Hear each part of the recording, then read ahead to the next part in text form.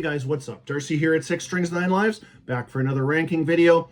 Today I'm going to take a look at all 12 studio albums from Iced Earth.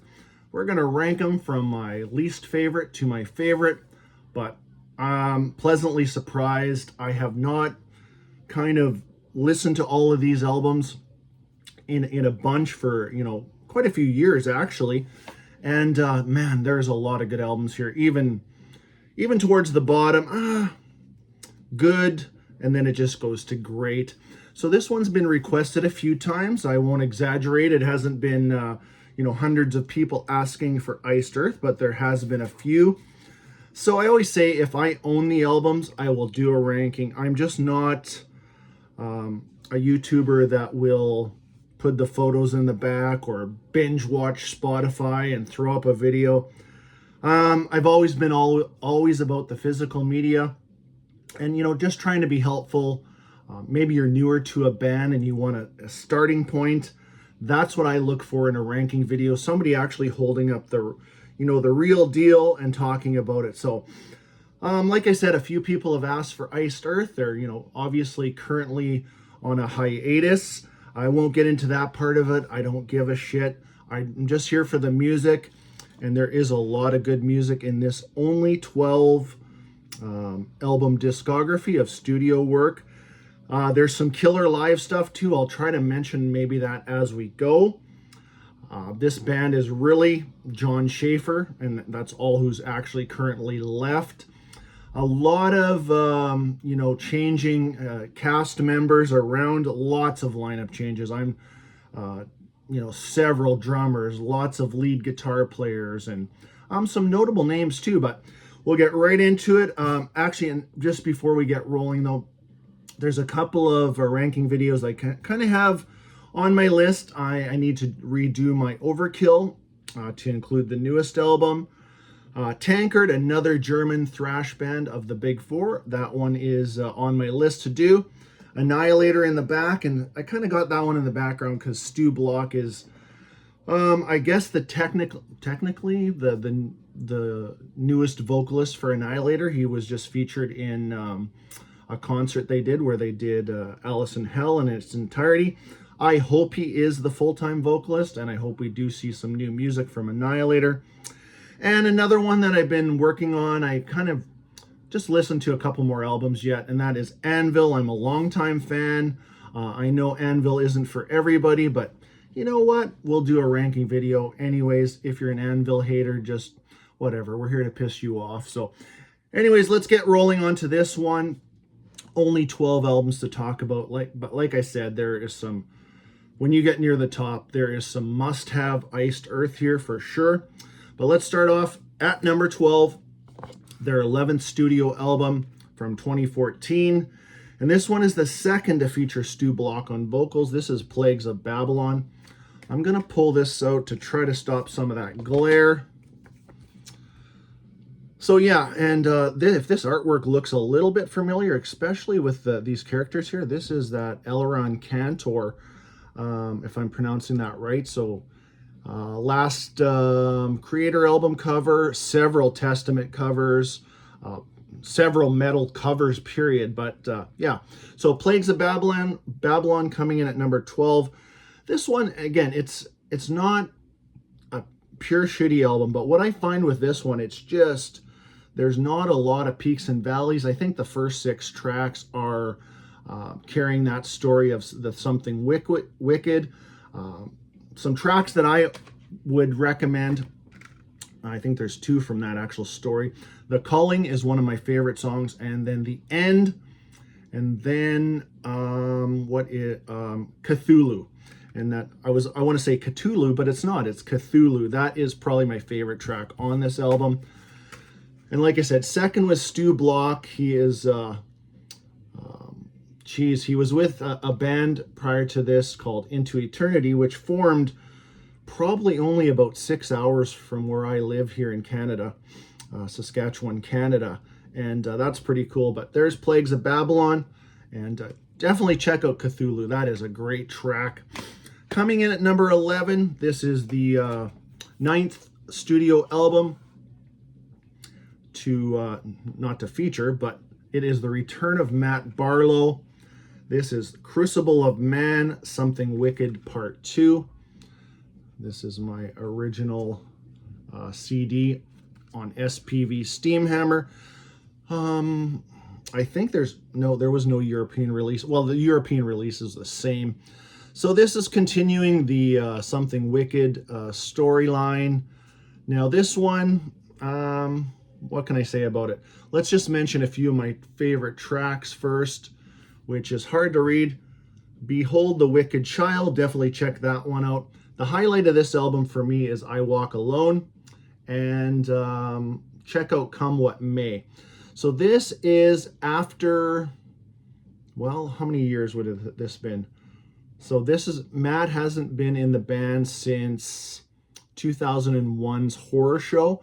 So 7 years have passed. You know, they're Ripper Owens, or he's only, I think on these albums, he's only known as Tim Owens, not Ripper Owens. But anyways, Tim Owens came in for a couple albums. We'll get to those maybe shortly. But anyways, this one, I don't know. It's just more, I wouldn't say it's boring by any means, because the vocal performance is pretty good by Matt Barlow. He's back, but he did only last the one album, and then Stu took over on Dystopia. But this story is, I don't know, it's almost like it's more about the story than it is about the songs. It's just one continuous, you know, besides the standout tracks to me anyways, but you know, your favorite tracks could be something else. But anyways, that's where I had to put this one, number 11. Not their best. A lot of kind of Eastern vibe on the guitars. There's lots of little guitar intricacies just thrown in here. Pretty cool, but overall not one of my favorites. Next up, coming in at number 10. Now this is the one I was missing from my collection. Had all the rest. I just never got around to picking this up, but I did about, I think I've had this for a good year now, so I've had plenty of time with it. But coming in at number 10 is their debut. Now that is not the original cover. I think in here is the original cover. I think there's actually 3 covers for this one. This is, I think if you flip it over, this is the remastered cover, and this is the anniversary cover, and then there's the original cover. So that's way back. When did this one come out? 1990. Only one to feature Gene Adams on vocals. The songs are strong on here. There's some, I would say for me, there's some real Master of Puppet vibes in the guitars, and I don't know, let me know if you've picked that up too, but definitely not on the vocals. This, which I didn't mention, you got 12 studio albums and 5 different vocalists. So, you know, that's tough. That's tough going, but this guy only lasted for 1 album. His name is Gene Adam, and just not the strongest vocals on here, but and you probably consider this more like a power thrash. Definitely lots of thrashy elements, and like I said, there is definitely those kind of Master of Puppet, almost Ride the Lightning, Master of Puppets and Ride the Lightning kind of vibe. So you know who John Schaefer was probably listening to back then. A couple of tracks to check out for sure. The band title track, Iced Earth itself, great track. And the other favorite on here is called Colors, which on their Live from Athens album, check that version out with Matt Barlow on vocals. You will love it. So that is number 10. Coming in at number 9 is the second and last to feature Tim Ripper Owens on vocals, and the second kind of dip into the Something Wicked trilogy, or however they do it, but this is Framing Armageddon, Something Wicked Part 1. So continuation. I mean, if you're an Iced Earth fan, you already know all this. A lot of concept albums, things like that. And this is, it feels long because you look at this and there's 19 tracks. But actually, there's 8 of these 19 tracks are just kind of little interludes or setups for the next song, flowing into the next song. So honestly, there's really only 11 real tracks on here. So Don't let that 19 tracks fool you. Great vocal performance from Ripper Owens. I know this is a little bit lower on the list, but again, sometimes I just have trouble with, you know, these all about the concept all the time. I like well, actually the next one up is kind of opposite of a concept album, so we'll get into that one too. But tracks to check out too would be in this, I think, okay, oh, there it is. City and Massacre, if I'm saying that one right. That is definitely one of my highlights of this. And the Clouding, I think, Infiltrate, and yeah, tough to read that one. But anyways, go check out Selenium Massacre. Great track. A lot of good artwork. They have their mascot on most of these albums. I think there's only one, or probably only one, that doesn't, but there is my number 9. Coming in at number 8, and one of their only, you know, kind of standalone albums where it's just songs, which I do love. So coming in at number 8 is their 12th overall studio album from 2017. And to date, this is the last album, studio album made by Iced Earth. This is Incorruptible. Still featuring Stu Block on vocals, which I love Stu's vocals. He has, I don't know, he just, to me, not only does he have, is he the perfect fit for this band, but to me, it's like he can do 3 different, it's like having 3 different vocalists. He's got, you know, that Halford shrieky type of stuff. He's got his own lows are fantastic. And then his vocals that are very near to what Matt Barlow can do. Spot on.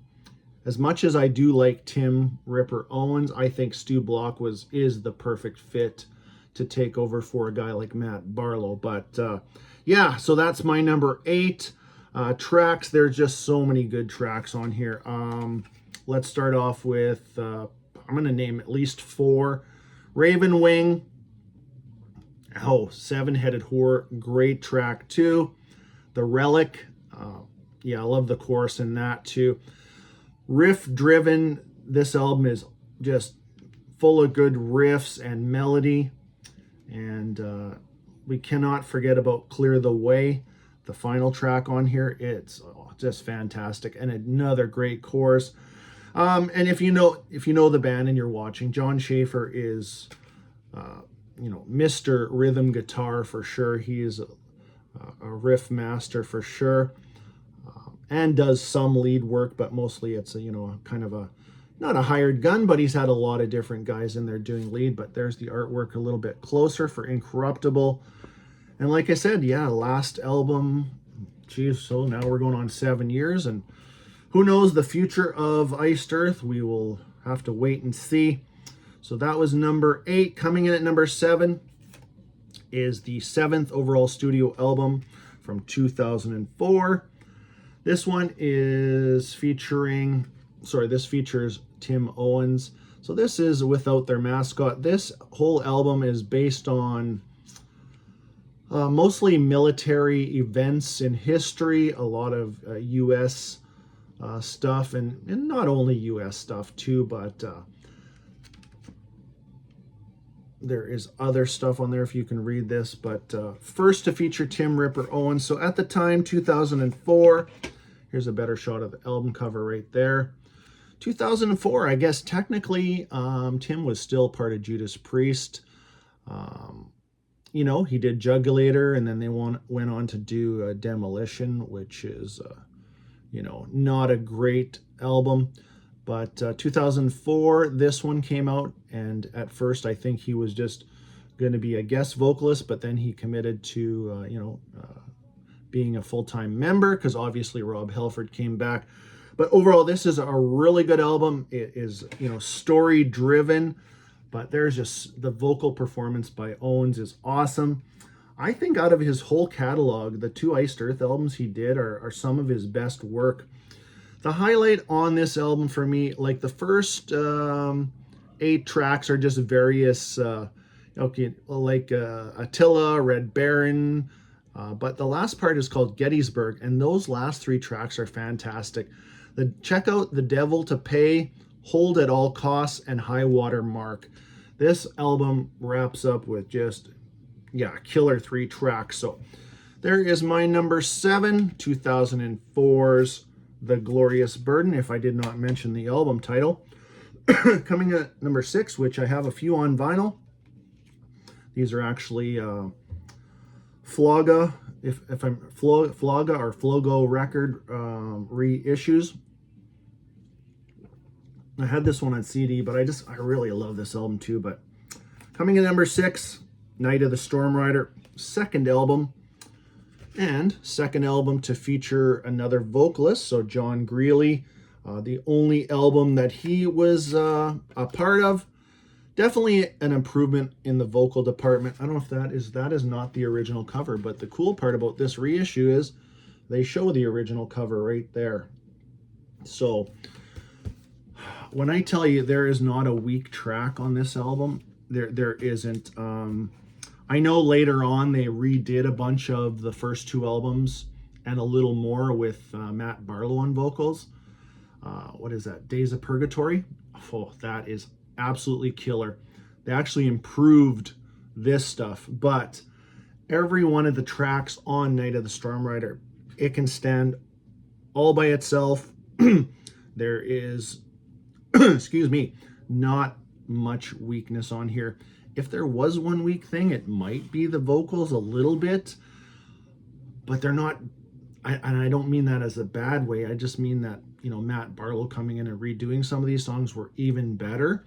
But Angels Holocaust, oh, just love that song.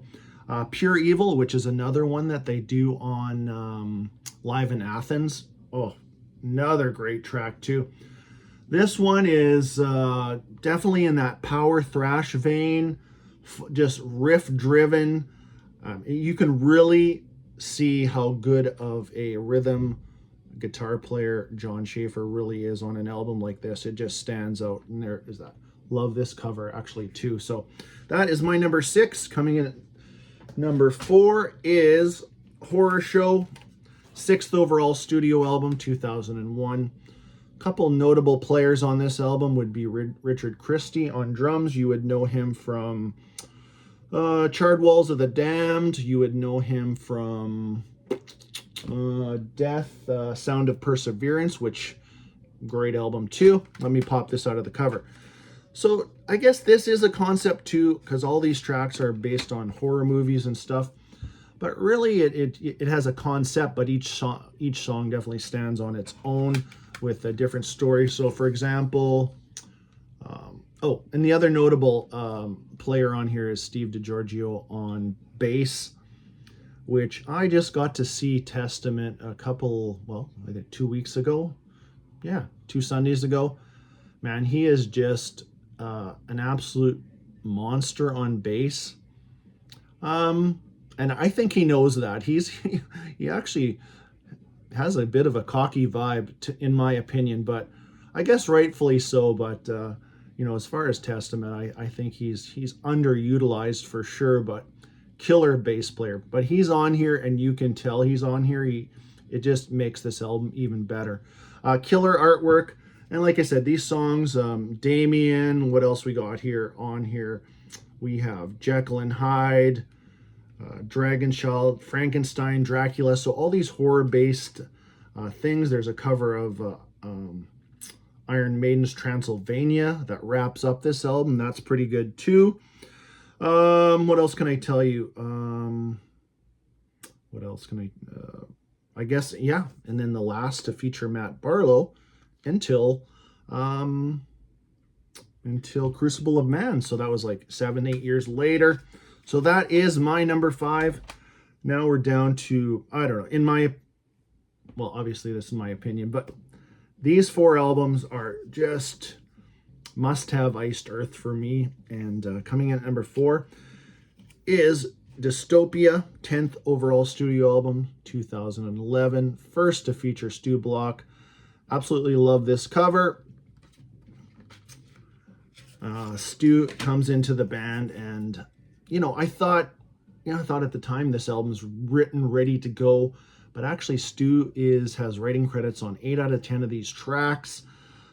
Obviously, mostly in the lyrical department, which he is a great lyricist. And like I said earlier in the video, he is just such a perfect fit for this band. And, I sure wish all this other bullshit didn't happen and this band was still going with Stu on vocals. But also, I am hoping, fingers crossed, that Annihilator goes on and makes a new album with Stu on vocals. That would be pretty cool.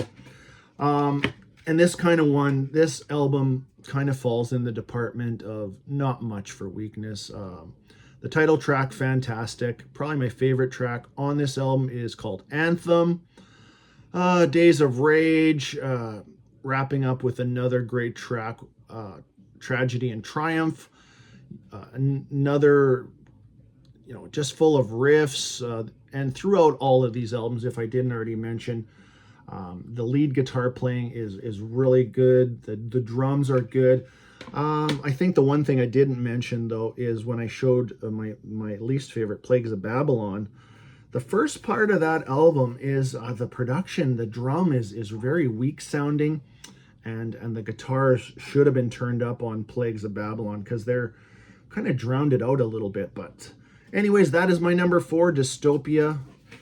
First with Stu on vocals. If you want to check out some Stu block vocals, try this one first. All right, what do we got left here? We got 3 left to go. So number 3 is their 3rd overall studio album from 1995, and first to feature Matt Barlow on vocals. This is Burnt Offerings. This one I've seen, well, on the Iced Earth ranking videos that I've ever watched. This is always pretty high, and usually people's number, well, 1, 2, or 3. So I guess I'm in the ballpark, but rightfully so. This is a great album. Out of all these that I'm going to show you today, out of these 12, this is definitely their heaviest album. This is the original cover, and yeah, there has been an updated cover on those. I think when did they get remastered? 01 or something. I don't know, but this is what I own for Burnt Offerings. Offerings, sorry. Yeah, the title track, awesome. Last December, superb. 2 more of my favorites. Actually, if you've never heard Dante's Inferno, it's an epic track. It's quite long, and that would be another one that I would highly recommend that you go to check out live in Athens, because that version, oh, it is killer. And another one that I love is called Creator Failure. The riff in there, just awesome. So there is my number 3, Burnt Offerings. 2 left. Coming in at number 2 is 4th overall studio album, 1996, The Dark Saga. So full concept album based on the comic book character Spawn, Mark McFarlane. I think that's his name. Is it Mark McFarlane or Todd McFarlane? Sorry. Yeah, Todd McFarlane. I'm not a big comic book guy. I used to collect them way back in the day, but have long since gave that up. Anyways, if you're familiar with the Spawn character, this whole album is based on on that character and the storyline. And Todd McFarlane did this album cover. Love the colors on here, and actually Spawn looks very close to actually the Iced Earth mascot in a way. But yeah, there's the band shot. You got Matt, there's John here, and who did we have in the band at that time? Like I said, lots of lineup changes. The band at that time was Keith Menzer on bass and Randall Shaver or something. On lead guitar. The drums, I don't know, but like I said, the lineup change, it's hard to keep up on here. So trying to focus on a few key members and definitely the vocalists, because 5 vocalists for a band, again, that is a tough feat to keep rolling, but they did it. But here's my number 2, The Dark Saga. Like I said, Fourth studio album from 1996. Leaving number one, and this one, all I wrote down on my note, which I leave myself a note to which numbers. I hate getting lost with holding up the numbers. What I wrote down also is, this is must-have Iced Earth. So for a band, you come into this, you don't know nothing about Iced Earth, start right here. Highly recommend this one. This is Something Wicked This Way Comes.